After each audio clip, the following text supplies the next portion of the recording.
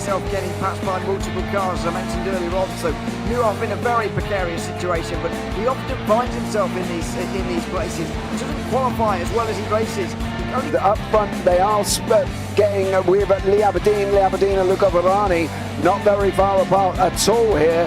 But I just want to see how Alistair Haig deals with Marcello Kessler coming around the old hairpin.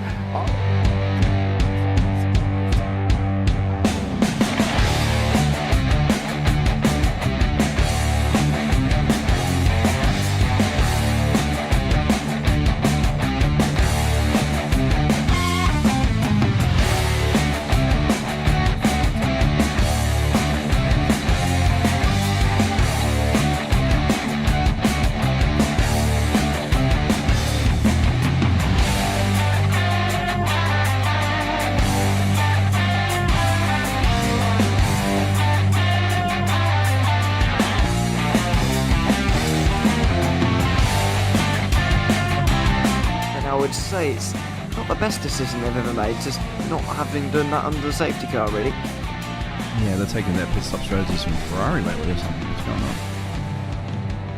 going on? In turn one, just too much gas on them, too much feet on the loud pedal, and unfortunately he's dropped him all the way down the order. But Philip Hammer is out in front by an 8.91 seconds.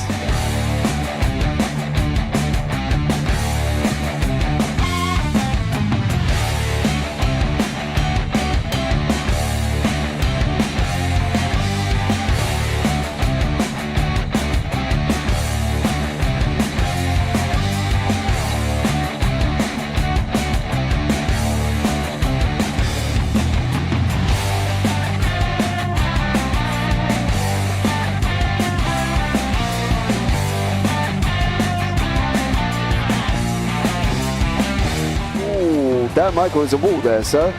And it definitely doesn't want to be hitting that earlier on as well. Difficult, the understeer is in the dirty air through that final corner because it's such a long corner and you get dragged off into the grass very easily. He'll have the slipstream down towards the chicane. Peterson was briefly alongside, but that slipstream has saved him and kept him in third.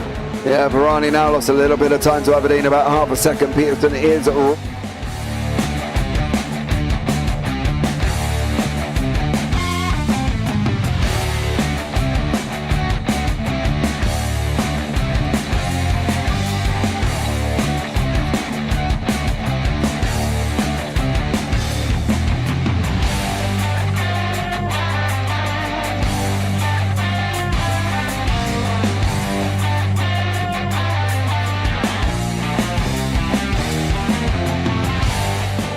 Pike's pushed Morton forward up ahead.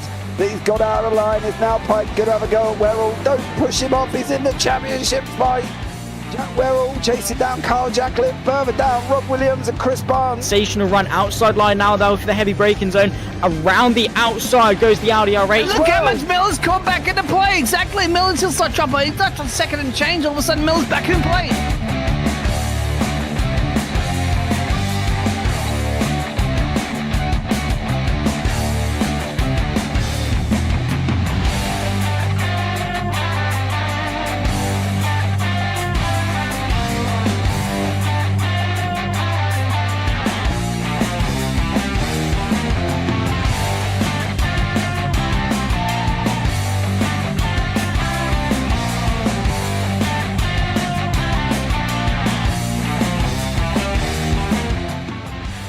On to the back end of Phil Jocelyn. So there's been a lot of movers and shakers in this first 2 laps here for race. Absolutely serious racing league. Everybody's a lot have fun. Yeah, it's all about the entertainment. So I hope everybody is enjoying themselves out there in the chat. We know that Ron is been enjoying himself watching. The Burger King machine's off into the grass a little bit there. Is that really bunching up now?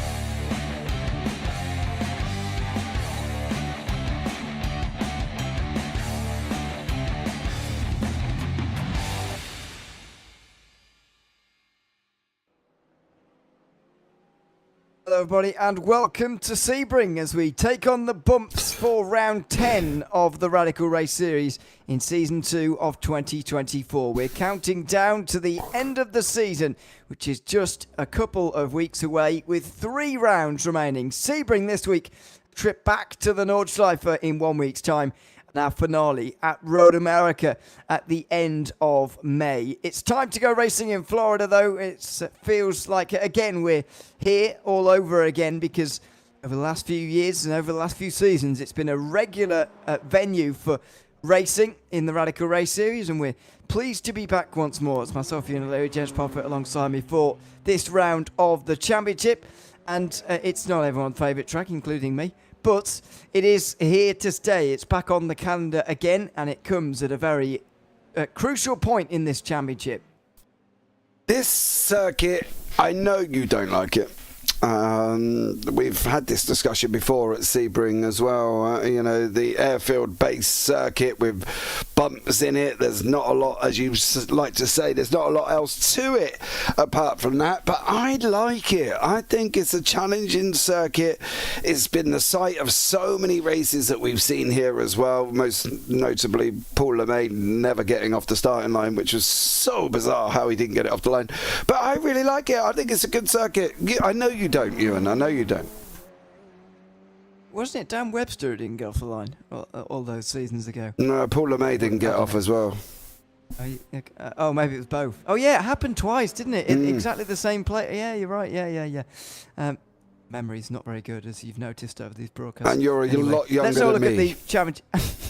Thankfully, I don't have to try and remember championship standings. They're written down for me, so here you are. James Barry is leading the way and has got very deep into this season in a very strong position indeed. 22 points ahead of John McCutcheon. Then it's Simon Edwards. There you go. They're just sorting themselves out as we go into qualifying. 325 points back, 43 behind. We will work out whether he needs to gain points today and how many he needs to gain, because it is getting to that end of the season. Luke Maxwell won't be here all tonight or next week, so he is out of championship contention. So pretty much as well is Mike Booston. George Gonzaga is just outside the top 5, having moved past Paul LeMay last round. Paul Clark is in 8th place, and joining them in the top 10 is Damien G and Michael LeMay. Graham Brown dropped out. He's on 195 ahead of Seth Brown, who's here tonight. Phil Glover won't be on this occasion, but I'm told he will try and watch tonight, so hopefully he's tuned in. Jamie Bird and Phil Jocelyn ran out the top 15. James Ritchie is 16th on 129, had Rob Woodward and two-time champion Paul Crabb, who's down in a lowly 18th, but he has missed a fair few rounds this season. A little bit further down, David Beasley is next up, followed by Abdul Al-Amri, who hasn't been here for very many of the races this season, unfortunately. James Chapman has been here for 4. He's on 77 points. Then Joseph Emmett, and then we get to those drivers who actually have only been at 1 race so far this season. Joseph Emmett, Sergio De La Cruz, which feels wrong, actually. It feels like he's been more often, but anyway, he clearly hasn't. David Walters, Dave Ralston, Stuart Geddes, all 3 of those having taken their only round at round 1. And then Alan Patterson, who has yet to start a race, I believe. Certainly yet to finish one. So there is your standings. We're really focused, though, on the top 3. Mathematically, others aren't out of it, but Luke Maxwell told us earlier on that he's not here tonight. He's not here next week either, so he's going to be out of contention. Mike Booston's probably too far back anyway, and then you get even further back the further down you go. So it's about 3 names, but that top name, James Barry, has quite the gap, and considering his strong drop weeks, he has got not a chance to seal it tonight, but definitely a chance to seal it in 1 week's time. Yeah, I think it's going to be really interesting. It'll be great for James Barry. He was battling away last season as well. He's, now in the mix this season. It's great here as well. I want to give a big shout out to Paul LeMay. He's out, unfortunately, got a bad back, so get well soon, Paul, on that one. And Paul Clark is not here either. He's spending his time practicing the junior round Cadwell on the AMS2 in readiness for the race weekend. They're starting tomorrow, so good luck, Paul, for the weekend. And he's not here either, unfortunately. But going forward, we've got the good drivers here that are here, and we'll see how these guys get on. Simon Edwards, James Barry battle, and then Mike Booston, George Gonzaga, Jamie Bird. That's the way I'm going to put it. Paul Clark, by the way, was away last week because he was at a concert. I don't know if you mentioned that. He goes to Bruce Springsteen. When Bruce comes into Europe, Paul tours Europe and watches him. He did it last summer as well, if you remember, on that one. So he goes and tours with Bruce Springsteen. I'm not a super fan of well, anything. To be honest with you, I went to book placebo tickets the other day and they wanted £259 per person. Not that I could justify that for a 3-hour concert. So I'm not a super fan, so I don't quite get the whole travelling around, because surely once you've watched him once, isn't he the same after?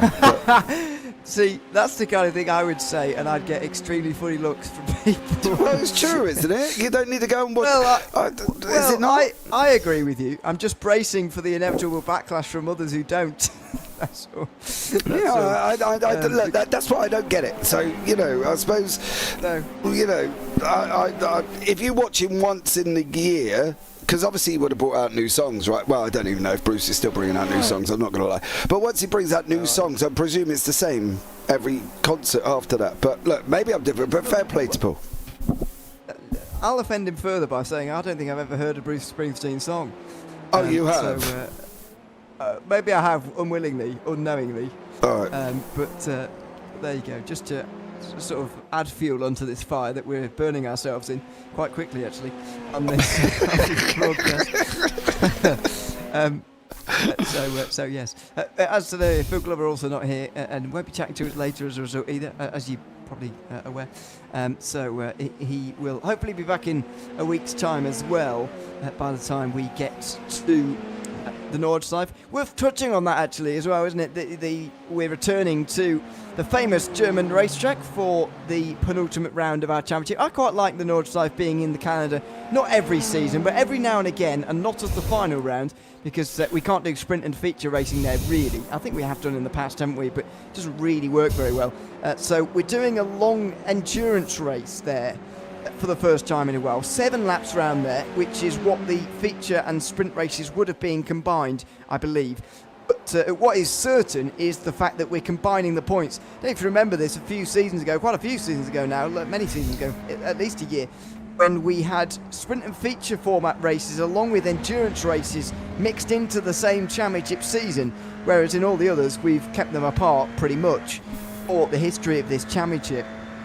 On that occasion, it effectively meant the endurance races were almost irrelevant because, Simon Edwards certainly came into the last round thinking, I can't actually increase my points total here because the amount of points I'll get for winning are less than my current lowest in a sprint and feature race. I don't know if you remember that situation, but it was an odd one. We're not going to have that again because we've combined the sprint and feature points so that the winner of that race next week will get 65, second place will get 57, third will get 51. So effectively, the position from the sprint and feature race and the amount of points you would have got for both of those is added together, and that's the point score that you get for the day, which means that it will be a relevant day, unlike what we saw a few seasons ago. So it should be an interesting race on a difficult circuit in what should be a tight battle for the championship by the time we get there. Yeah, and there will be a pit stop. Let's not forget that. There will be a pit stop as well, so because they will only get 50 litres of fuel, so that's going to be an interesting one. I think, as you say, Nords is on everything. I think at one point every series, bar the NASCAR series, go to Nords, right? I think even the supercar, the V8 supercars go there as well, and lots of other things. I don't think, unless somebody's been brave and done the W13 round Nords, I don't think that goes to there as well. But pretty much most other cars IndyCar go there as well, didn't they? It's just, I don't know, I'm the same as you. I think, my son's been practicing for the Nords 24 hours and he was like, Dad, I went round and I can't get this corner straight. I was like, where was you? Start at the beginning and tell me where you was. And I was like, oh right, yes, you need to do this. And he was like, how do you remember it? I was like, because we've been there so many times in multiple different series and it's been a repeat on every single calendar that follows officials. It does get a little bit repetitive, but it has been 3 or 4 seasons since we've been there with these. A while, yeah. Don't ask me for numbers. Do you know, for a young man, your memory is like a goldfish, Mr. O'Leary. Oh, God, don't even start. It is... Goldfishes get confident around me. Their memory is just better. That's not true, but still, it's not good, is it? So there you go. I mean, I know what you're saying about the North Side, but I can't help but feel that it's any worse than what you see at Daytona or Bathurst, when you see lots of schedules going there. I mean, or even here, we see a lot of driving and racing around Sebring. It's I don't know. I think there's a lot of circuits that are used quite a lot. Yeah, Road on Atlanta. Road Atlanta for us at Christmas around about November time is horrendous because you got Petit Le Mans, and then every season after every single series for that week is all at Road Atlanta. I think we were there last season about 4 or 5 times in 1 week. It was just absolutely insane. We were like, right, and we're back at Road Atlanta. We're like, I'm sure I was just here a few hours ago. You know, so I think I counted 5 in 2 weeks personally for me. And obviously I wasn't driving; I was just commentating. So goodness knows how many actual leagues were in that. But yeah, and don't forget we've been there for the last few seasons as well. I suppose we were there for round 3 of this season too. Although in March it feels a bit nicer to go there, to be honest, because we're not visiting it quite so much. But you get the point. It is well visited. Let's just brush over these final few seconds here as qualifying draws to a close. Not many are going to get to the line again here, and I think Simon Edwards should take pole. Mike Bouson's been off the track on this lap, so he's not going to jump over him. Graham Brown's putting in a good performance here, ahead of James Barry, who might well just sneak over the line as well. And James Barry really needs this lap to come out well. He's got 2 purple sectors in this final shot at this, and he doesn't improve. James Barry is starting a few positions behind his main championship rival. Yeah, he definitely is as well. Ben Underdown, Nürburgring Endurance event this weekend as well. Yes, it is. Phil across the pond. I think it's 4 seasons. That's how often Phil's in our YouTube chat. He could probably tell us who it is, and we can't. So there we go. Better memory than us, to be honest. Well, it seems like everybody's got a better memory than you this evening, Mr. O'Leary. Thank you. No worries. That's not unique to tonight, but there we go. Simon Edwards takes pole ahead of Mike Booson, then Graham Brown. James Barry, who's leading the championship, then George Gonzaga, who is 5th ahead of Seth Brown in 6th. Jamie Bird and Phil Jocelyn. The concern in that list, James, is that John McCutcheon hasn't made it for the first race at least. That's terrible news for his championship hopes. Yeah, I'm not quite sure where he is, unless he's got his bowls going on again. So maybe he's that. But I thought he was going to be here. Let me just drop him a little message. I don't know. He didn't score any points last week. I don't know whether that's because he wasn't here. Where's he at with drop rounds? Where is he at with drop rounds? How many has he got? He's got 3. If he doesn't turn up tonight, then he'll score, or he'll add 38 points to his tally. It's not that many really for him, especially if you're trying to keep up with James Barry and Simon Edwards. So it might be down to Edwards to try and catch Barry now, but we'll do that in a few moments' time. We'll work out the maths on that. The gap between Edwards and Barry is 43 as things stand.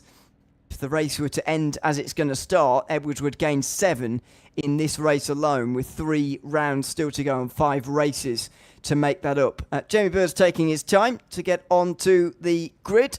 He'll be lining up in 7th place, and it doesn't look like he's made it. Jamie Bird may have missed the start here. He'll be starting from the pit lane. The rest of them will be on the racetrack. It's Simon Edwards from the haunted pole position here at Sebring. The leader never gets off to a good start at this venue, but he has done, and he's going to lead in towards turn 1. Just behind them, it's 3 wide for second as James Barry tries to join them. Down the inside goes Mike Booson. There's so nearly contact there with Simon Edwards. The 2 of them make it out the other side, but it allows James Barry to step into the void. He'll go around the outside of turn 3 and make it up 2 places in this first sector into 2nd place. Wow, James Barry's got an absolute flyer, up 2 places already. Made 1 move on the inside of 1, next one on the outside of 2. Absolutely stellar job. Booson almost had it. I almost thought he was going to get the lead. He didn't quite get it, and that has unfortunately put him down into 3rd. It looks like Graham Brown's just gone a little bit in deep. He's lost a place to Gonzaga as well. Seth Brown, Phil Jocelyn, no Jamie Bird at all at this moment in time, but Seth Brown doing a great job keeping Graham Brown honest. He is, and he could have flown down the inside there, down at turn 10, but decided not to as they work through the technical sections of this racetrack. There aren't too many of them. It's a lot of power needed around this circuit, but the bumps and the corners also posing their challenge. There's a definitive split in the field, though, I would argue, between Simon Edwards, James Barry and Mike Bousson, who are getting away, and that battle for 4th place we were just following there. There does seem to be a bit of a gap in the field, and that's becoming obvious immediately on lap 1. Yeah, it is. I did predict it. I did say that this might happen as well. I love Phil Glover's comment in YouTube chat. Hi guys, made it out of the whiskey bar in Glasgow. Devastated that I won't benefit from a small grid. Well, to be fair, Phil, if you're in a whiskey bar in Glasgow, so I'd probably not want to see you on the racetrack at this moment in time, especially not in VR and a motion sim. Can you imagine the seasickness after that? Oof. And the actual sickness, I imagine, would come out. I'm surprised he managed to drag himself out, to be honest. I wouldn't have been able to. Anyway. Let's move on. End of lap 1, and James Barry looking down the inside here. Mike Bousson trying to follow his way through, and Barry just has to hit the brakes, and well, Bousson does the same as his car's parked in the middle of the road. Bousson with very little space to get round the outside there. No one's fault, of course, but just hard racing, and James Barry will hang on to 2nd place. Yeah, God, that was tough, wasn't it? Barry put his car in the middle. There was just nowhere for Bousson to go. He should be able to get it now. If Barry's going to send him the long way, he is. He's going to send him around the outside. Is he going to be able to make it down here? He's not. He goes hard on the brakes. Barry's now got it too hard, too deep. Now Bousson's going to run side by side. Barry's going to lose out. Bousson gets the position. Great job from Mike Bousson there. Got the job done over James Barry, and that was all because this man made that one mistake. It was indeed, and he's lucky as well that he didn't get swallowed up by those behind. I guess the fact that it's Jules Gonzaga behind will help, but even so, it could have been precarious there. He could have been shuffled further and further back, and this is what Simon Edwards needs, really. We're starting to talk about championship finishes here and what's going to happen by the final race of the season, or final races, when we go to Road America at the end of this one. 43 points is the current gap after Simon Edwards got off to an extremely slow start by his standards. 3 of his drop weeks have come in the first, well, all 3 of them, that is, you get through in this series. They came in the first 4 weeks, and the other score in that 4 weeks was a 39. Round 5 was a 42, so it took him until the halfway mark of the season, round 6, until he got a score even over 50, never mind into the 60s. That was a day, by the way, back at Bathurst, where he did sweep the races and scored the most of anybody on that day. 66 points to his name that day for Simon Edwards after a 1st and a 2nd place finish. But he needs to gain points is the top and the bottom of this. 43 behind is an average of 13 and a bit that he needs to gain per round. And as things stand, he's gaining 5 on James Barry. But it's difficult in this field when there's not too many drivers behind to actually take positions off James Barry. Yeah, I think Graham Brown could be one. He's on a bit of a mission. We know George is not going to be one.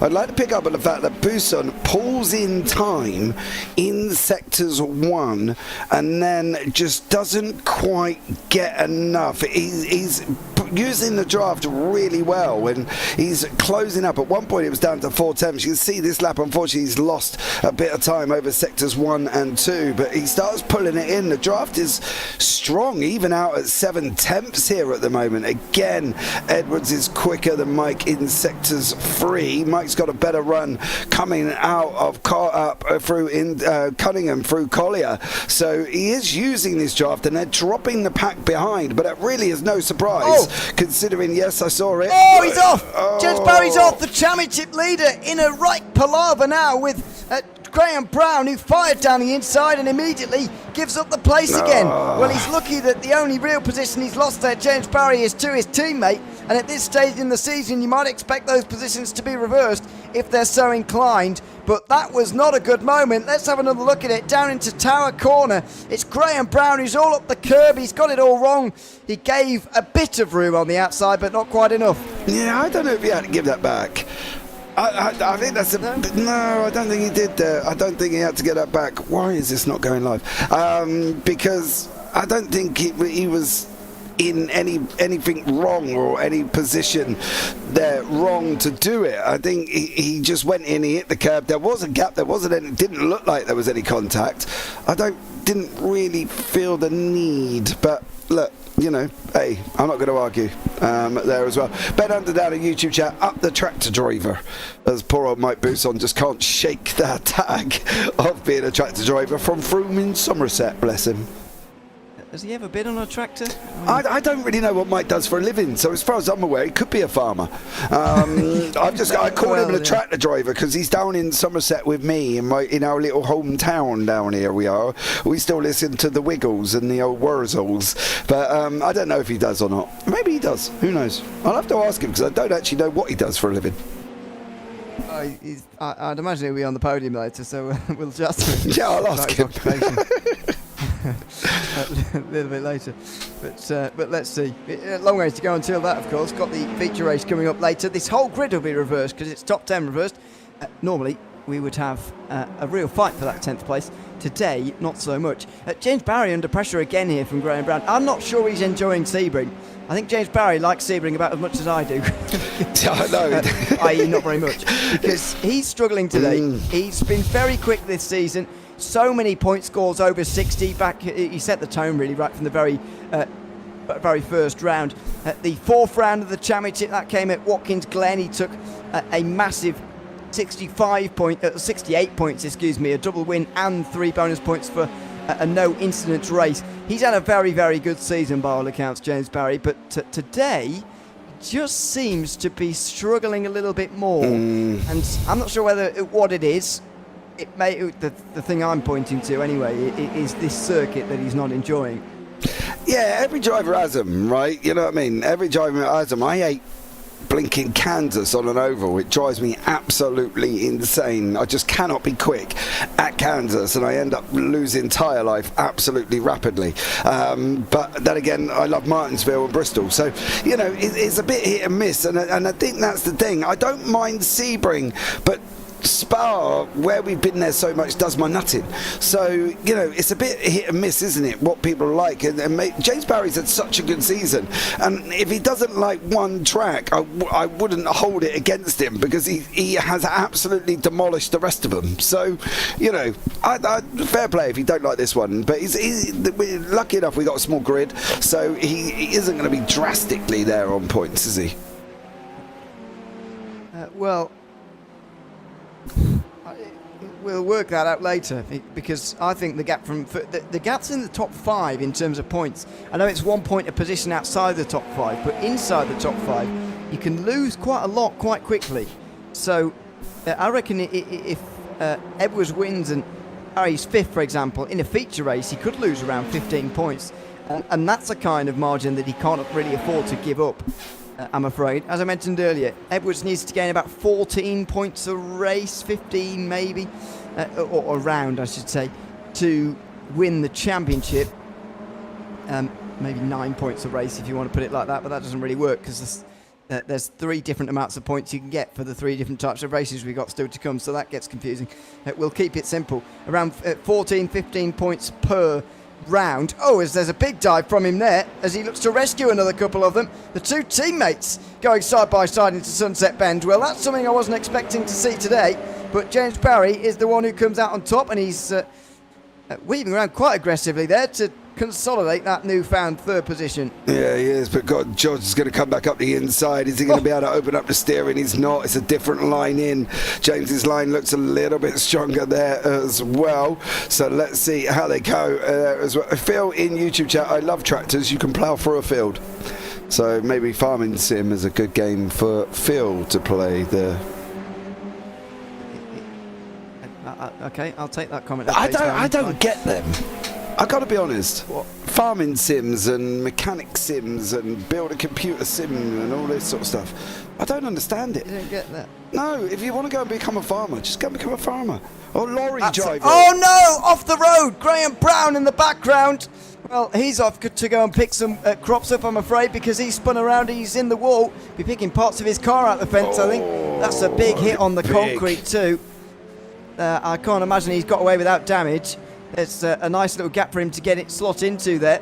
Our replay machine doesn't want to seem to let us go live ever again today. And there is Graham Brown pulling off to the left-hand side. He is, well, he's not toast, but his car is, and he will likely finish this race in the pit lane. Oh, yeah, no, replays are going a little bit wonky-donkey tonight again. I'm not quite sure, considering they've worked all the time. Oh, where's George Gonzaga going? Gonzaga! He's gone into the wall as well. That's a more common mistake, actually. although Graham Brown did just kick up a little bit of dirt, and that's what would happen. He's got away with that suspension damage, though. Fair play, George Gonzaga. But he got on that curb there through the Le Mans chicane, through turn 15 to be precise, and that is a mistake that's easily done. Scrapes along the wall, and, well, he's gotten away with it. That should secure James Barry third place, but to be honest, I'm surprised those two teammates were fighting so hard for it. Clearly, there's no team orders between those two. No, I don't think there needs to be tonight. Go for it. You know what I mean? We've got a short grid. Literally go and have it and go from there. Jamie Bird is back on the racetrack. I never noticed that. He is back out. Here is Mr. Bird. Not quite sure what happened with Jamie. I'll try and find out on that one. Phil, I reckon. Phil across Spod said I hate them games as well. And Phil Glover said my dentist advised not competing at Sebring in a motion rig. I can understand that one, Phil, to be honest. With the bumps here, mate, you'll be picking up your teeth. You'll be using your extra Dentafix or whatever it's called. False teeth, indeed. Yeah, it's the glue, isn't it? Dentafix. There used to be that advert with the annoying woman with shiny white teeth. I use Dentafix every day. That's because they're out of a glass, mate. You know what I mean? Yes, Jesus. Anyway, moving on. I don't know, I've got a vague memory of that, but I don't remember taking quite such a hatred towards them. So look, I'm old. I'm allowed to hate things at my age, okay? Okay, I'll take that. Fine. So there we go. Penultimate lap of this race, just coming towards the end of that now, and Simon Edwards looks like he's cruising home for a win, and he's in good form at the moment. Simon Edwards picked up his sort of previous form again, if you like. The minimum point score he's had in the last 4 weeks has been 53, which is still a good score. The maximum, by the way, you can get on a deck, because there's 3 bonus points for getting through a race without an incident now, you can actually get 71 per day, which feels like an awful lot compared to previous times when it used to be 40 a day. But anyway, that's a bygone era by all means. 71 a day is what you can get maximum, so 53 sounds insignificant, but nobody's ever picked up a 71 just yet. The biggest point score we've got so far was that day in Watkins Glen from James Barry, where he picked up 68. That's 2 race wins and a bonus 3 for no incidents. I would imagine that was in the first one. He can't have picked his way through 9 cars and got no incidents, I wouldn't have thought. Though he did do a great job of avoiding crashes that race, I seem to remember. So maybe he did. But anyway, that's very much in the past. He's going to see his championship lead slashed a little bit here, though. I'm afraid to say. It's going to go from 43 down to 38, but I don't think he'll be losing any sleep over that, especially if he can come back and reserve the favour to Simon Edwards, i.e. beating him in this second race coming up in a few moments' time. Yeah, the second race is going to be interesting. It's going to put Jamie Bird, well, Graham Brown will be on pole, so Jamie Bird will be on second here. So let's see what happens on that one. Phil, I use C-Bond, apparently. Apparently that's another denture cream or glue that you can use. I don't think my dad uses that, though. I've got to be honest, he's nearly 80 and he doesn't use that. I can guarantee that. Are we sponsored by these people? Oh, I have no idea. Here we go as a disclaimer. Other Fixodent creams are available. There you go. Yeah. Very good. Very good. Yes. We've got to say that after we plug anyone, though, haven't we? You know what I mean? If we talk about Morrison's or whatever, we go, other supermarkets are available. Yeah, I know, yeah. So, you know, we don't yet have a dental sponsor. As maybe we should. Maybe targeting Simrigs Simrig companies is the wrong thing to do with drivers at these ages. Maybe we need things like Fixodent and other... maybe people. Just the JPB commentary lineup, because if you've seen a lot of us, dear me. Anyway, let's get back to Simon Edwards. He's about to win here at Sebring. Nearly 3 seconds in the end, pretty comfortable, although he was breathing heavily for some time. He comes over the line to win the first race in Florida by a trio of seconds ahead of Mike Booston and James Barry. They will lock out the podium. Drew Jocelyn will be the last one on the lead lap. Jamie Bird will eventually get home a lap down. I think he either disconnected or had a game crash at the start of the race, which meant he lost a couple of laps, because it seemed like the right amount of time for me as to sort of getting back connected again and getting back racing again, which eventually he did. Yeah, he did. I have tagged him and sent him a message, so I'll find out there as well. Postcrete works well. Phil, you can't put that in your mouth, dear sir. That's for fixing posts in your garden. But I think, yeah, you're right. Jamie Bird with a game crash or some form of error there as well. Oh, to be fair, it could be the kids. I've had it before when the kids just don't want to behaved themselves. So there's a lot of things that could be involved in it as well. We might have lost a bit, I don't know. We'll find out, I'm sure. We will indeed. He takes checkered flag, and that will do it for our first race. Simon Edwards wins it, takes the full 25 points. Mike Booston takes 22. James Barry takes 20.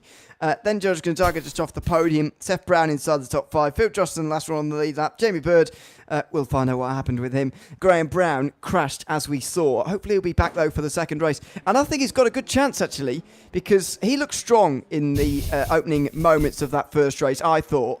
He was very threatening, actually, on the back of James Barry, who eventually finished on the podium in that race. And before their incident and before Brown's crash, I thought he was looking really rather good, actually, in that race. Yeah, he was. He was very quick in practice. So was Graham Brown. So I wouldn't be surprised if he'd come back to this one, if he was able to keep it out front. And there's nothing stopping Graham Brown.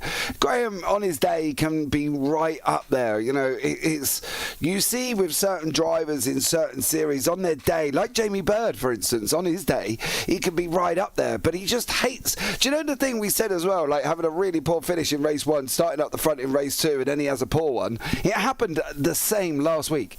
He had got on, I think it was pole or second, I think he might have been pole for race 2, and he spun it out.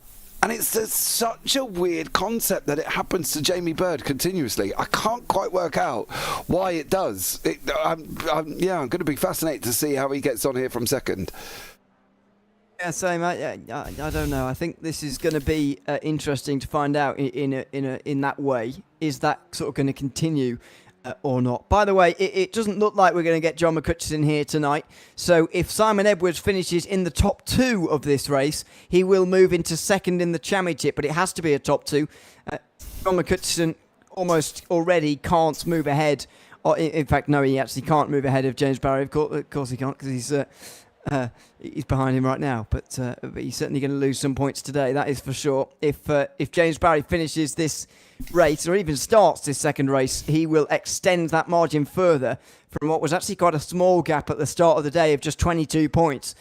That's going to extend wildly and probably double, I would imagine, today with James Barry running so well. It's going to be Graham Brown running from the start, though. We'll see what Jamie Bird can do from the front row too. Phil Jocelyn and Seth Brown will be on the second row ahead of George Gonzaga, and then championship leader James Barry. Mike Booston will be 7th ahead of Simon Edwards in 8th. I wonder how long it's going to take those guys to work their way through the field, though, because Simon Edwards was certainly head and shoulders above the rest of the field in that first race. Will he be so in the second as well? Does he have enough time to work his way through to where he needs to be? Well, he'll have 13 laps to do it. Quite a long way around here. And the lights are going to come on now for the second race here in Sebring. 4 races to go in the Radical Race Series for Season 2 of 2024. Can Graham Brown get off to a good start? He certainly can. Seth Brown cannot. He goes from the second row right to the very back. But here comes Jamie Bird down the inside, and it's close, but he can't quite do it. Graham Brown holds on to the lead. Then it's Jamie Bird. George Gonzaga is in 3rd place, and then it's battle on for 4th. Here goes James Barry down the inside, and it's close to contact with Phil Jocelyn. He can't do it. He'll have another go down the inside at turn 5. Can't do it there either. He stays 5th on this opening lap. Yeah, Simon Edwards is pressurising though. He is giving him grief. He's pressurising him and pressurising him and pressurising him. Here he goes. Barry uses Phil Jocelyn to block Edwards in. Edwards goes up the inside as well. Buson's got to follow him through. Regardless, if he wants to try and stay with him, he needs to. Oh, Edwards and Jocelyn really close together, but Graham Brown, Jamie Bird running away at the moment. Jocelyn's in the mix. He's got Edwards there and Mike Buson. Buson's now trying to follow through on Edwards. He did follow him through as well. So the 3 main protagonists, Barry, Edwards and Buson, are still back together, and I'm hoping for a good fight all the way through this race. Phil Jocelyn losing a couple. Oh, Jamie Bird! Oh no, it's happened again. Jamie Bird from second goes to last. I'm afraid to say, chances of a podium slip away very quickly indeed, just on turning into Tower Corner. Gets it wrong, avoids the wall at least, but he's down to last.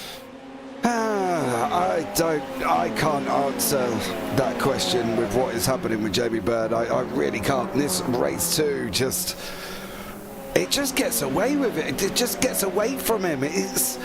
It's so weird. Race 1, middle pack, up the front. Race 2 just goes all Pete Tong, and Phil Jocelyn has just cleared Seth Brown there. And that's so many races. If we went back and counted how many points he's lost in race 2, I reckon he's lost 60, 70 points probably at least just by this happening.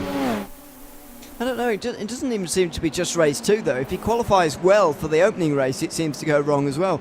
Yeah. So it's a real shame, but he'll be back with these guys, I would have thought, very shortly, as they're side by side. Meanwhile, here goes Simon Edwards. Mike Bousson looks it all up in the background in protest as Edwards makes his way past. More crucial points being gained by the 6-time champion as he looks to make it 7. He's up to 3rd place here, but he's got to chase on to try and win this race. Yeah, he has, and we know Barry just does not look comfortable at Sebring at all, and now he's going to be, I don't know, to be fair, it might spur him on. He might be able to hit Edwards' breaking points. He might be able to follow his line. He might be able to do something to help himself because he's not comfortable here, and we know that from James Barry from the race of number 1. So we'll see how he gets on, see how he does here. But Simon Edwards setting after George Gonzaga. I can guarantee Gonzaga's going to play a roadblock, and I'd be very surprised if he does not play the roadblock here. If Gonzaga does not hold up Edwards, I would be completely shocked. I'm not saying George is like that. George is a gentleman. I met George in real life. He's absolutely amazing. But just for team and in a race, let's not forget we're in a race. Let's just see how they get on. Well, I don't think he's going to give Edwards much more of a harder time than anyone else, to be honest. I just think he will defend from him, that's for sure, because he's been defending from everyone. You saw the way he battled with his teammate last race. It was all going on. So I think we're definitely going to see a fight here. And he'll also have his eyes forward, Will George, because Graham Brown's not far away. He'll be thinking, maybe I can win this race, as all of the top 5 will probably be thinking at the moment. The other 3 are in a battle of their own, in a world of their own, in fact, further down the field. But the top 5 must still be thinking that they could still win this race. James Barry's even got a good run off the final corner there and might give Simon Edwards a go into turn 1, who incidentally sets the fastest lap of the race that time by, despite overtaking James Barry down into turn 3. But that's pretty much that for the 2 straights going in towards turn number 1. Further behind, there are positions changing though. Jamie Bird gets past Seth Brown and is into 7th. Yeah, these guys are having a right little ding-dong back here. Jocelyn, Bird and Brown on these guys as they're going around the Gurney Bend and down into the hairpin. You can see Bird's pulled out to the left, or the right of your screen at the moment in that number 39 machine. Jocelyn's going to send it in deep though. He's going to be able to hold on to the position. He's going to force Bird out wide, gives him room on the exit. I am quite surprised he gave him that much room, to be fair. That was a little bit too comfortable for Jamie Bird, because Jocelyn did give him a bucket load of room to go around the outside. Jocelyn's trying to come back. Brown's in it once again at the back there in that bright green machine. He's trying to have a go as well. So nice little battles throughout the field. Now we've got these 3 and then we've got the top 5. Well, yeah, 5, because Bousson is just about hanging on here as Edwards cannot shake James Barry at this moment in time, but they are both closing on Mr. Gonzaga in front. He's barely clinging on, unfortunately, Mike Bousson, which is a shame. It might go down to a leading 4. Somewhat surprising me in that case that James Barry is sticking so closely to Edwards while Bousson's not able to. I wonder now that he's following Edwards, he's starting to pick up a few lines and starting to pick up some speed as well. That's a nice little touch there to his card. Didn't realise he had his name written in right in front of him, just in case he forgets who he is. And he's in 4th place at the moment. That much should be clear to him as well. Over the line to the end of another lap. He's a bit closer this lap than he was last time round. Is he trying to fool Edwards into thinking he wasn't going for it, then make the dive? Well, it was close. He very nearly had a look down the inside. And all over again, he'll be close on the way towards turn 3. Pretty late, but no, he can't get through and still is in 4th. Yeah, I thought he was going to make that lunge then as well. That would have been the weirdest thing. I actually thought he was going to make that lunge down there as we look from what is the helmet cam kind of here as they go down into the hairpin, the right-hander, and then they've got the left-right wiggle, which they can practically straight line as well if they hold it to a degree. There you go. More straight than it is turning. But yeah, great little run from Barry. Really stepping it up in race 2. Maybe he's learned learned a bit from race 1, which is great to see. So let's hopefully see if he can give Edwards a battle. But at the same time, as we say, these guys are closing in on Gonzaga and Brown. And Brown was doing so well in practice, had a poor race 1, but I think he might be able to hold on here. He's got another 7, well, we got, no, not 7 laps, I can't count, 9 laps to do it. So we'll have to see. But yeah, these front guys, even Mike's pulled in a few temps as well. So we could still end up getting our 5-car fight that we want. We'll see. He's made a bit of progress, although none of them are really close enough to each other to actually make an overtake, and that's making me wonder, well, is Graham Brown going to hold on all the way here? Well, there's still quite a long way to go. We're not even a third of the way through this race just yet as we get to the end of lap 4. Bit more weaving on the straight as they all try and break the slipstream, but there's no worry about that. They won't be making any moves into Sunset Bend. See if anyone could get the run on the other side, but I would have thought it's difficult from this distance back. And this is a dangerous place for everybody to be now. They're all at a comfortable distance from one another. It's very difficult to surprise the driver in front of you as a result now. So I don't really know where the overtake is going to come from if there are no mistakes here, because that element of surprise is gone. Yeah, the problem is it's like we've got a DRS train. I think that's the thing. We've almost got that DRS train-esque motion. You know, we've got, obviously, Graham has nearly opened up a second. If he can get that out a little bit further, I can tell you now he's going to be in a great position, because once Edwards starts attacking Gonzaga and Barry starts attacking Edwards and maybe Buson might come into the mix, that gap can only extend. They will end up holding each other up. So I think all in all, these guys have got to do this. And for Graham Brown, he's sitting in that car hoping they do, because it will open up an amazing gap for him. Gonzaga goes on the big defense. Edwards is going to try and put it around the outside. Gonzaga giving him room. Oh man, they can open it up just a little bit. Buson's now coming in. George has dived on the inside. Oh. Well, he's certainly not giving Simon Edwards a free pass to second place, but he has got second place now. Has the 6-time champion. Here goes Gonzaga again. He could have had a look down the inside. His teammate did. Got it wrong. James Barry goes steaming down the inside on the way into the Le Mans chicane, and he is through into third. So Gonzaga passed by 2 in one sector. And now here comes Mike Buson as well, although he comes on his teammate now and goes down the inside. Look at this, down the inside for George Gonzaga, not giving his teammate a free pass for any position at all. Down the inside goes Gonzaga again, right round the outside for James Barry, who's going to go wide and miss out here. Here goes Mike Buson, who's almost spoilt for choice in terms of overtakes to make here. Does he dive all the way to the left here? He will! He makes it free wide into turn 1. He's not quite brave enough on the brakes though, and James Barry will get through. Gonzaga will hold on to 4th position, and Mike Buson comes out with nothing. A great exchange between those 3 drivers. Yeah, the problem is, although we loved the racing and it was a great battle, look at the gap. It's now 8 tenths. We knew how fast Edwards was. And I think, you know, from my own personal opinion, and this is where I could end up getting myself in trouble, Barry didn't need to make that move. He made it at a really awkward point in through into Le Mans, and it was such an awkward move that he slowed him down, and Edwards got away straight away. If he just waited and let George run his line through that Le Mans section onto the straightaway, then had to go down the Ullman, that would have been a better one, because then they wouldn't have lost as much time as what they have done now. And that awkward maneuver into Le Mans on Gonzaga just put them both out of sync, and before we knew it, Edwards was 8 tenths down the line, and then there was no chance of them catching the draft. It could have just been weighted, and that exchange could have been done a lot more easier, I feel, going down the Ullman than it was going through this middle section, this section here. Down the inside for Buson. This is a sketchy place to do it, round the outside at Bishop, but he does make it. Gonzaga almost forced into no choice there. You have to go so wide to give someone space that you're somewhat unlikely to ever come back at them, but there you go. Through goes Buson then, ahead of George Gonzaga. James Barry up to 3rd place, then it's Simon Edwards in 2nd, and Graham Brown, now he's got over 2 seconds. We're nearly halfway through the race. We're half a lap away from being halfway through. Does he have the gap now to get home with this and go all the way and win this race. Yeah, I think he does, but he needs Barry to get to Edwards.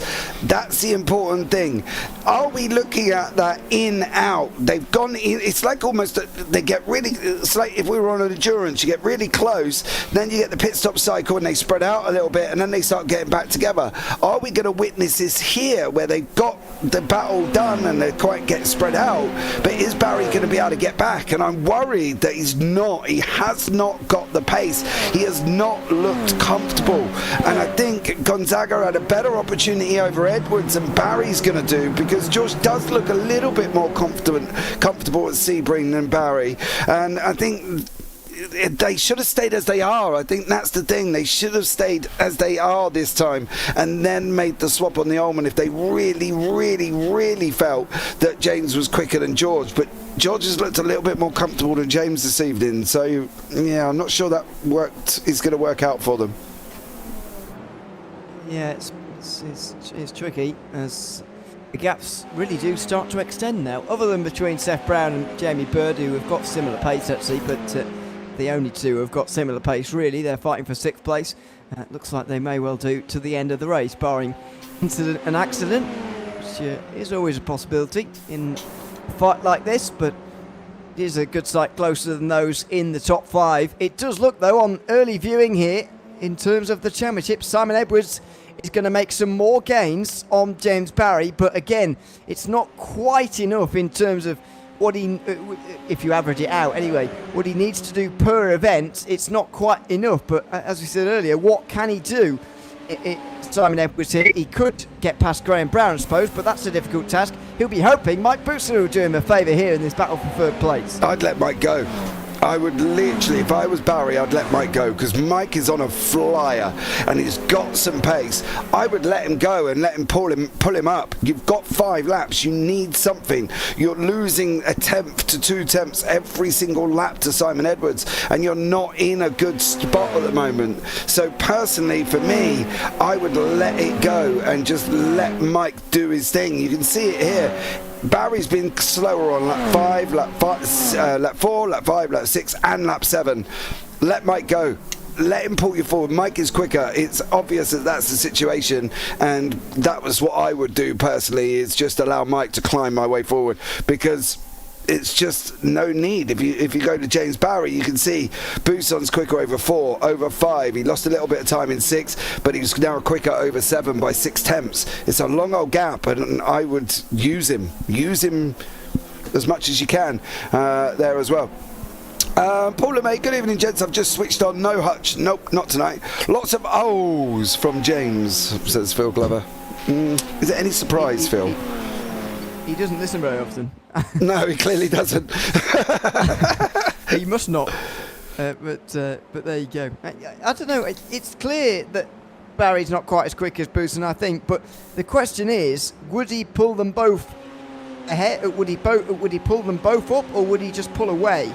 I think that's the key difference. That would be the worry if I was James Barry here. What if Bootson just gets away here? Because I don't think there's realistic scope that they catch Edwards now. But he clearly doesn't want to fight over this position too hard. In fact, he goes very wide in Booson's overtake, and so loses another 3 points to his name. And James Barry is down to 4th place. All of a sudden, Simon Edwards gaining 12 on the day, which is almost at the average that he needs to, of course. So we'll be very much focusing on for the next 3 rounds, including this one.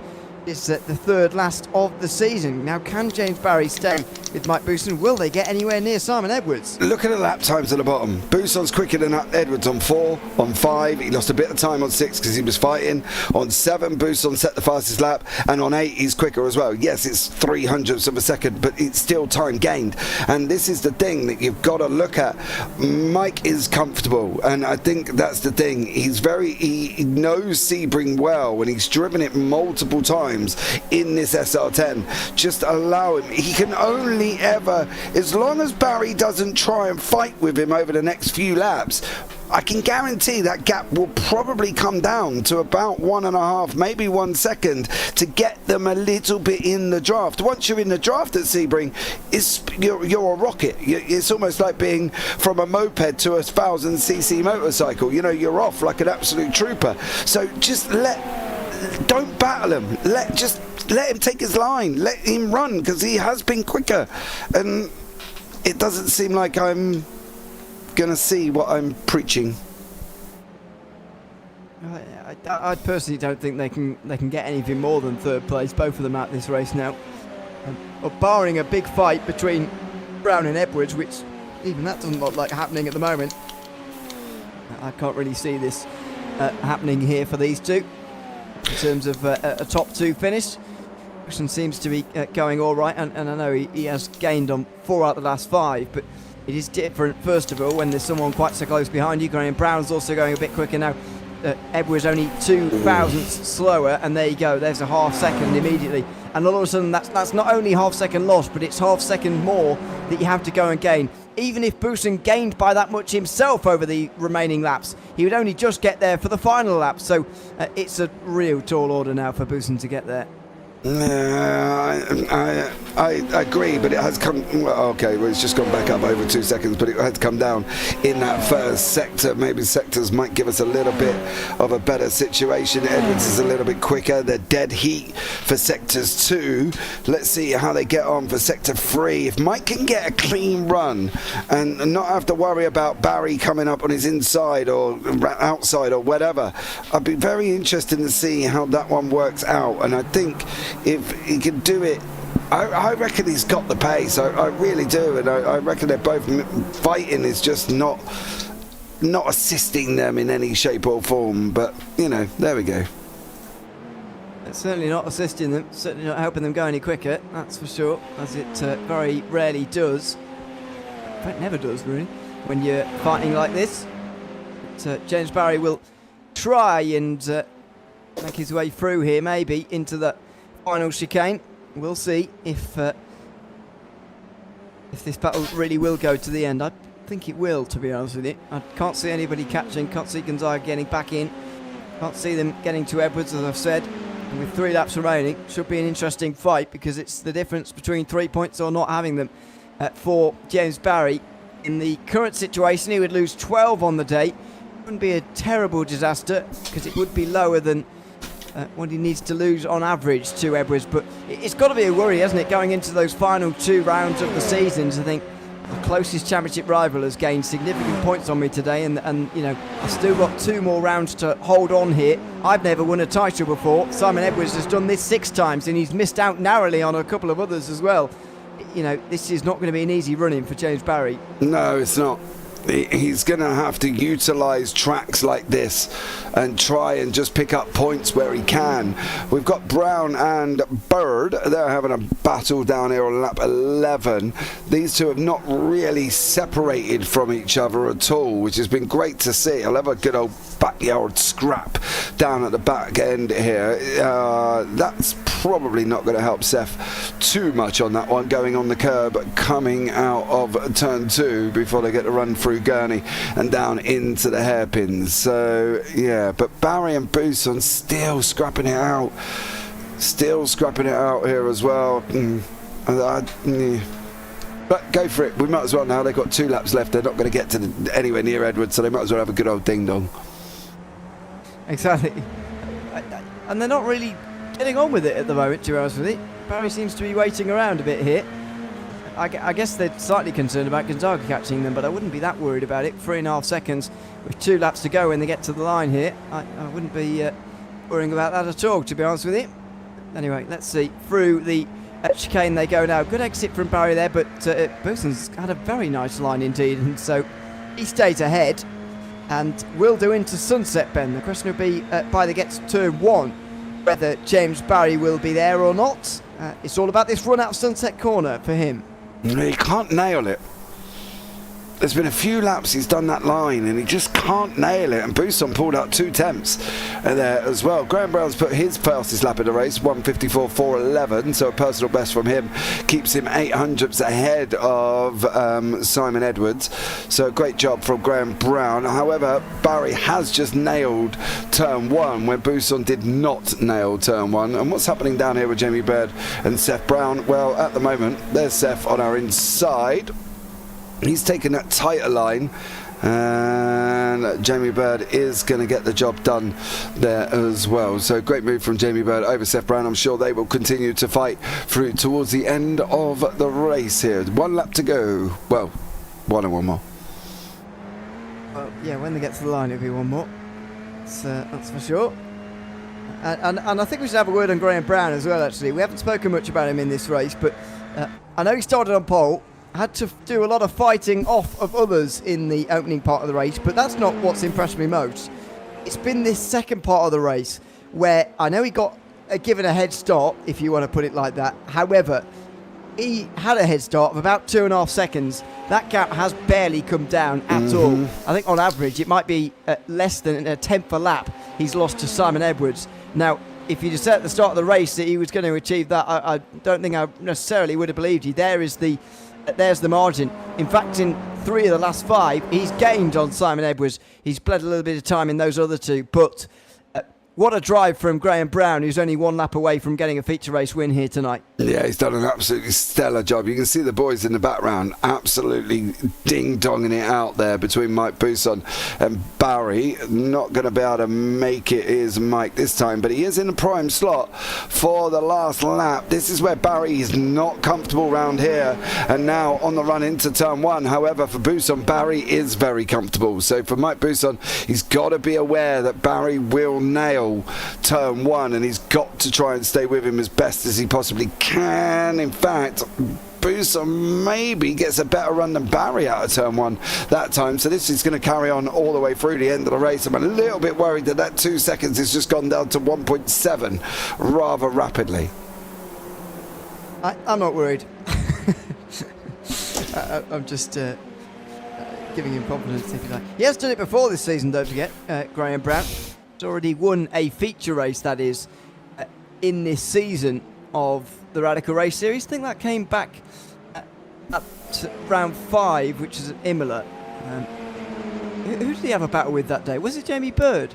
Someone else? Can't remember. I don't know. He had a battle at the front with someone in that race as Buson has a look to the inside. I don't quite know if this is going to happen for Buson, but he is strong in that final chicane.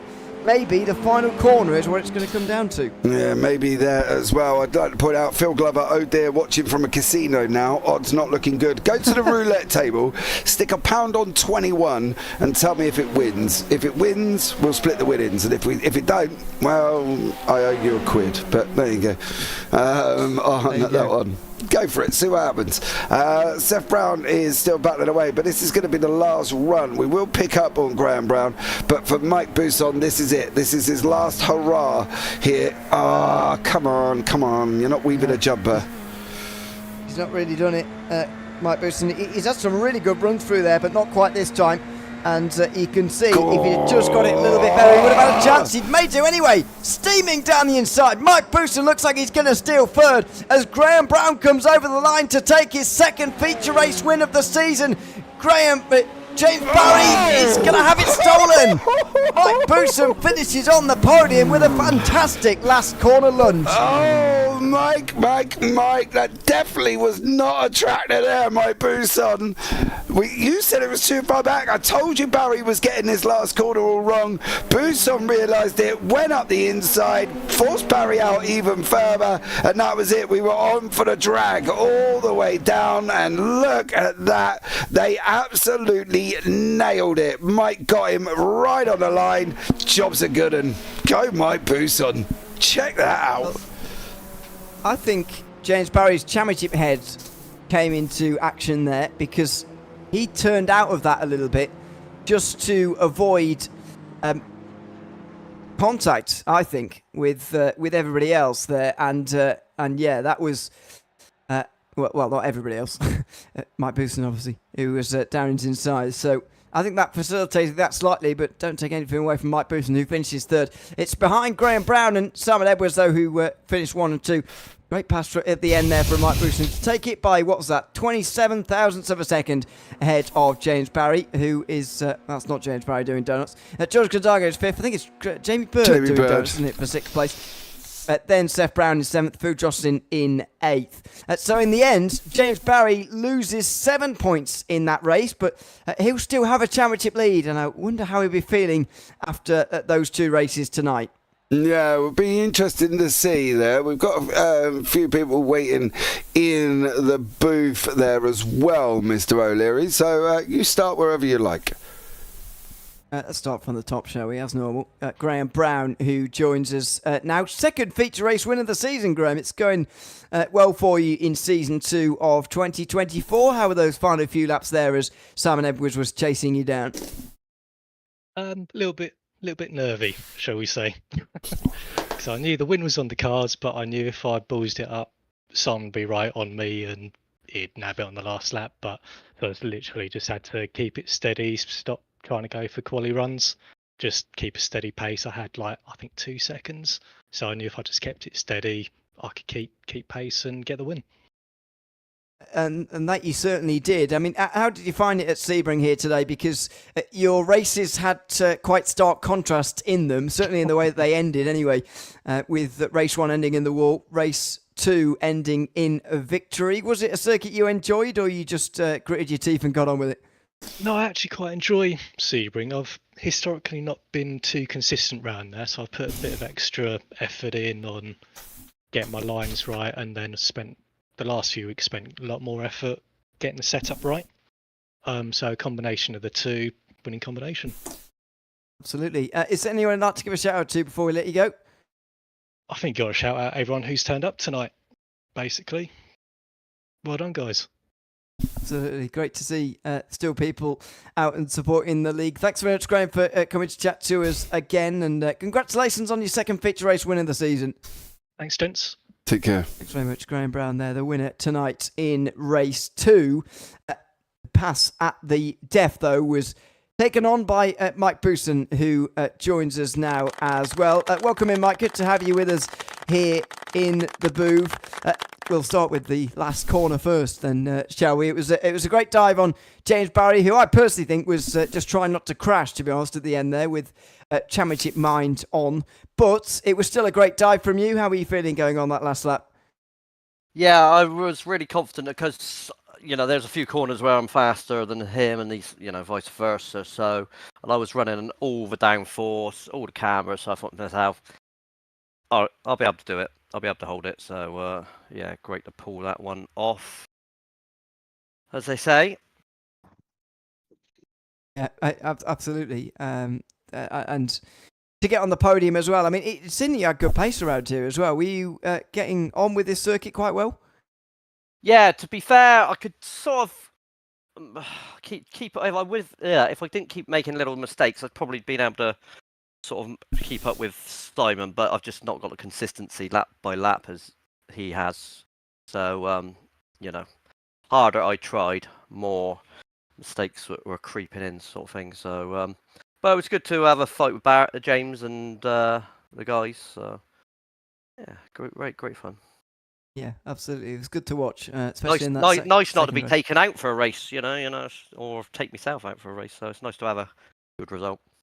Yeah, exactly. Yeah, and still doing well in the championship. I think you're still 5th. You probably move ahead of Luke Maxwell actually, because he's not here this week or next. So you'll probably move up to 4th as well, which is a good result. Although George Gonzaga is very close to you, I suppose. But anyway, that's. I have to do something about that. Take him out on the next one.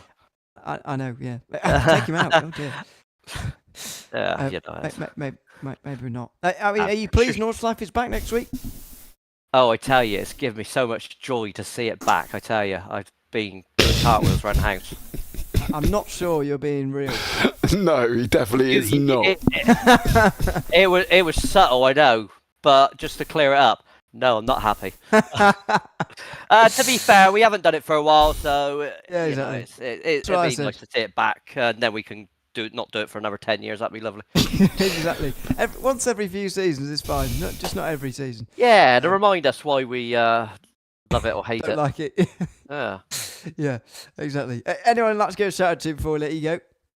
Well, I was on the Tractor Sim 2023 the other day, and I was playing a field, and one of the lads said, from the Young Farmers Institute, said, "Yeah, I seen you had a great race the other day."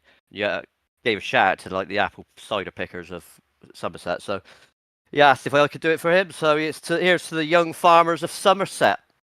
What? Let me ask you a question. What do you actually drive a tractor in real life? No, but I've got to keep going on with the feed now, Right, just so I can hear your voice in the back of my head. We were somebody. We were talking about it in YouTube chat as well. They were saying about Ben Underdown, I believe it was as well. Mentioned up the tractor driver, and I was like, I wonder if does he do that in real life or what? Because we didn't know. I said, has he ever sat in a tractor? I mean, I have done it in the past. I've ploughed many a field, but I can't say I'm doing it at the moment, and it's been a long time. But whenever I see a John Deere 3410 going down the road, I tell you, gets that's me excited. knowledge there. I tell you. Well, to be fair, 3410's a very old tractor now, but Oh, that's even more knowledge. Goodness me. Oh, dear me. Never mind. Than I'll ever need to know, to be honest with you, Ian. Yeah, especially need to know. That's definitely true. Yeah. I live in a city. No fear. Come on. I'll hook the plough up, pop down to James's and tear his front lawn up for him. You'll have an hard job, mate. I've got wood chip. I've got my front lawn's about 2 foot by 5 foot. To be fair, you don't sound like a man who's got a front lawn. To be fair. No, I'm not posh like you, mate. I'm definitely not. I don't drive tractors, do I? So we don't have a big old front lawn. You know what I mean? No, clearly you are not a man of status. No, I'm not. So while Mike's running over James's front. No, he hasn't got. He's not posh enough. He hasn't got a front lawn. He's got. Well, there'll be something to run over, so I'll go and let you do that. Yeah, congratulations on a podium, and thanks for chatting to us as well. I don't really know where this was going, but thanks, guys. Cheers, Mike. Thanks very much, Mike. I've kicked him out while he was talking. Sorry. I said bye. Well, anyway, he was still chatting to us. We need to move along. We've been chatting for about 10 minutes. Let's chat to Simon Edwards, who was also on the podium tonight in both races, actually. Congratulations, Simon. Good to have you with us again. And the maximum point score again, which is happening with increasing frequency over the last 4 or 5 weeks. How are you feeling around Sebring tonight, especially in the context of this championship where you're really trying to chase down James Barry in these final few weeks? Yeah, I love Sebring in any car, really. I don't think there's a car I don't love Sebring in. It's the tuning the bumps out and then managing it, driving, and keeping your tyres together as well in this car, because you're sliding a bit through a couple of the fast corners. So it's got everything I love about it. So I know it's flat as a pancake, but apart from that, it's really challenging and I really love it. Yep. And especially when you get people around the same pace as well. So it's a good stressful race, if you know what I mean, a good type of stress. Yeah.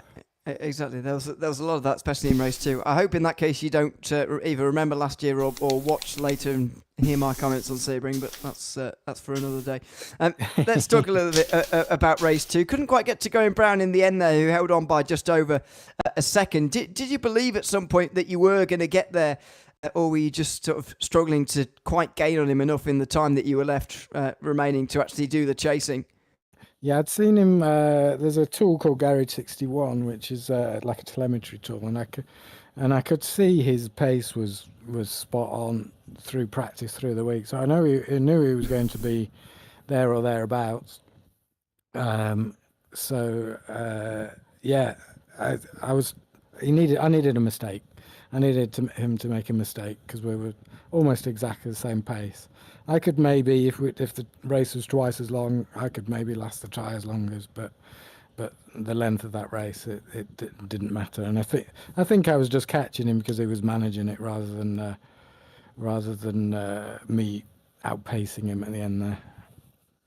Possibly so. With a couple of weeks left, Simon, how are you feeling about the championship now with some strong drop weeks, I've got to say, for James Barry? It's going to be difficult for you to catch up, but how are you feeling about it? Yeah, I think second's my best aim, I think. but there's 2 more weeks, and next week we are going to the Nordschleife, so you'll be happy about that. I'm pleased. I'm pleased. I'm not. I'm not. We're going for a race with a pit stop. So you'll be able to see me miss the pits like I often do.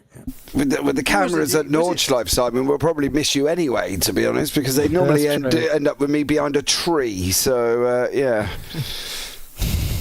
That's James's main complaint about it. Is the Nordschleife. Mate, the cameras at Nords are shocking. That's not my job to deal with, so I enjoy it.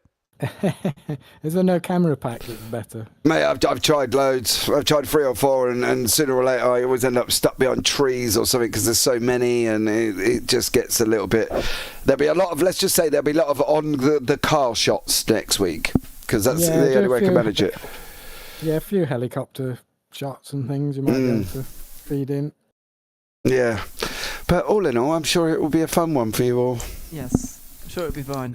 Is there anyone I'd like to give a shout out to before I let you go, Simon? I'll give a shout out to Graham there for really being on it and getting, making it a challenge for everybody. Absolutely, and win the race as well. Congratulations on scoring the most points out of everybody, though, Simon, and thanks very much for coming to chat to us again. Thank you, guys. Thanks very much. Simon Edwards there, finishing on the podium a couple of times. Can we grab Phil Glover? We got Phil in the chat. I want to talk to him. He's in a casino.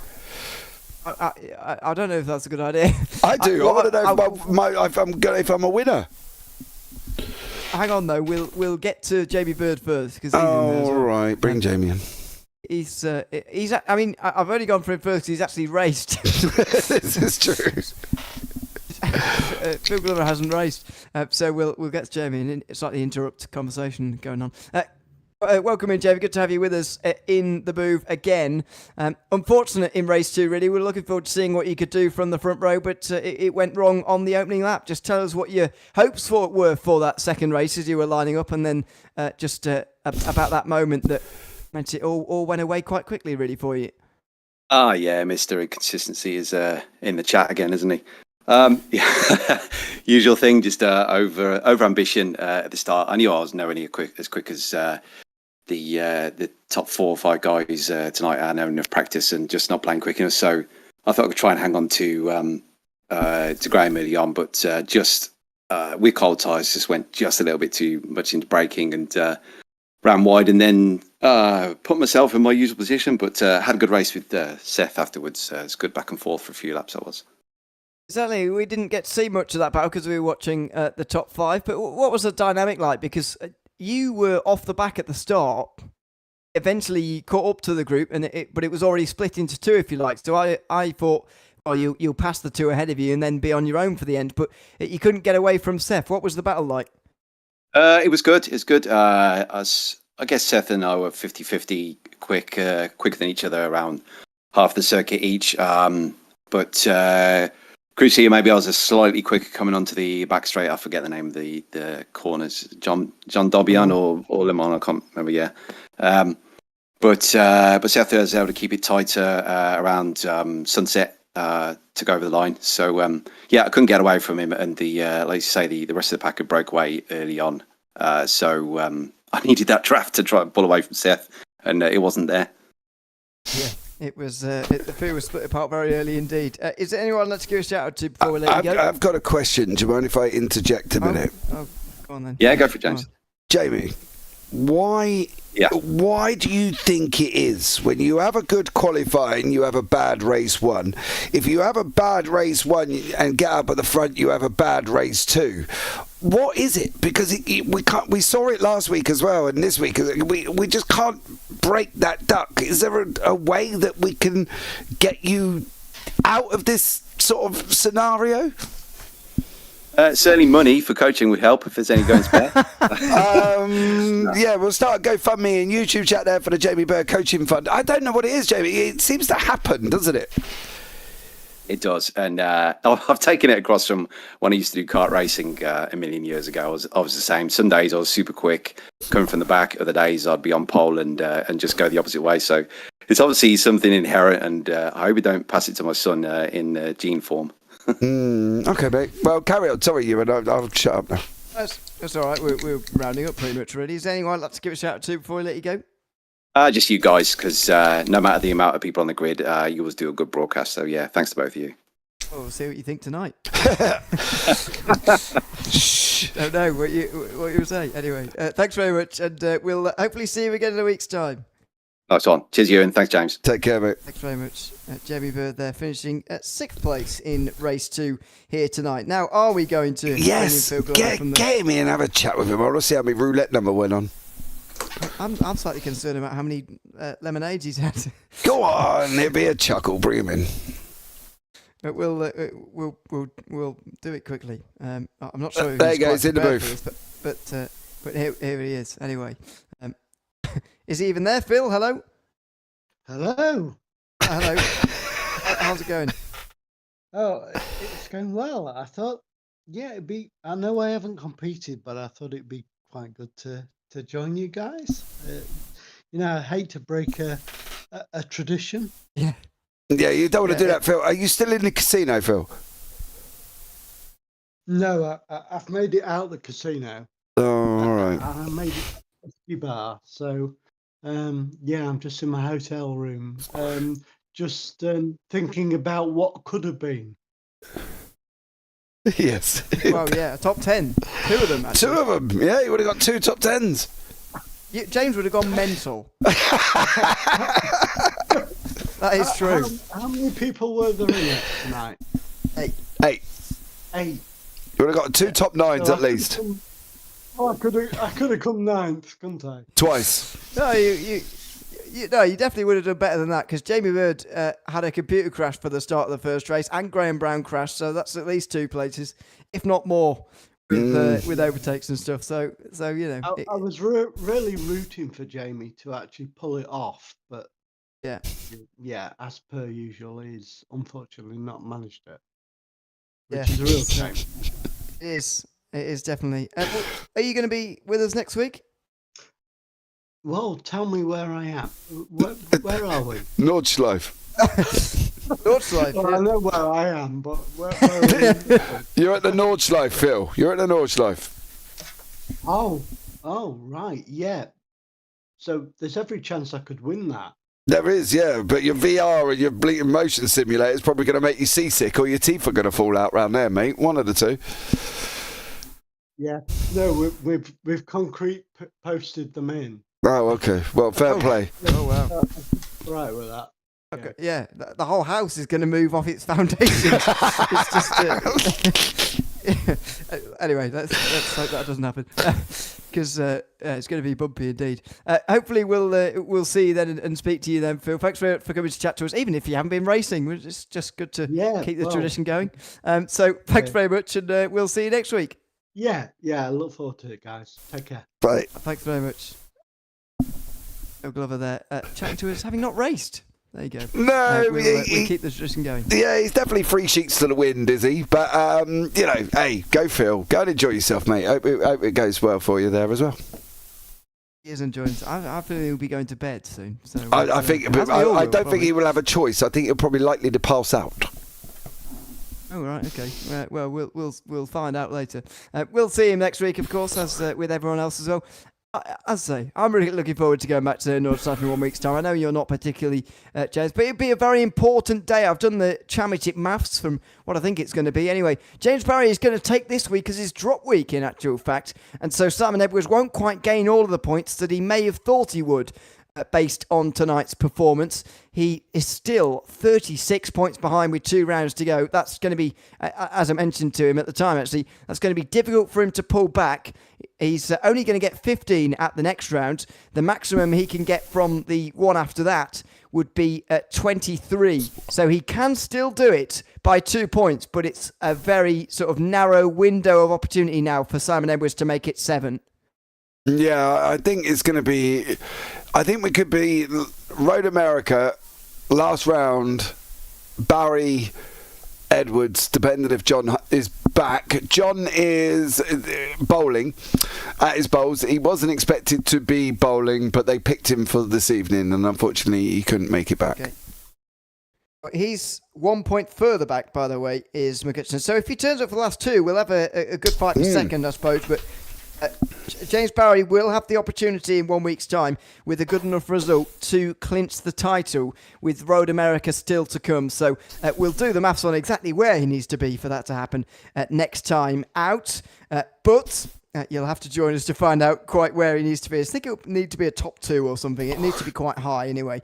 But we'll be there, and hopefully, hopefully, so will he, is what I was trying to say. Thanks very much to everyone who's been tuned in over the course tonight. Been nice to have a bit more of a chat than usual. I know we've had a bit more time tonight, but nevertheless, it's been nice. I've been Neil Leary alongside James Parfitt. Until we see you over in Europe for one last time in the Radical Race Series for Season 2 of 2024, it's goodbye for now.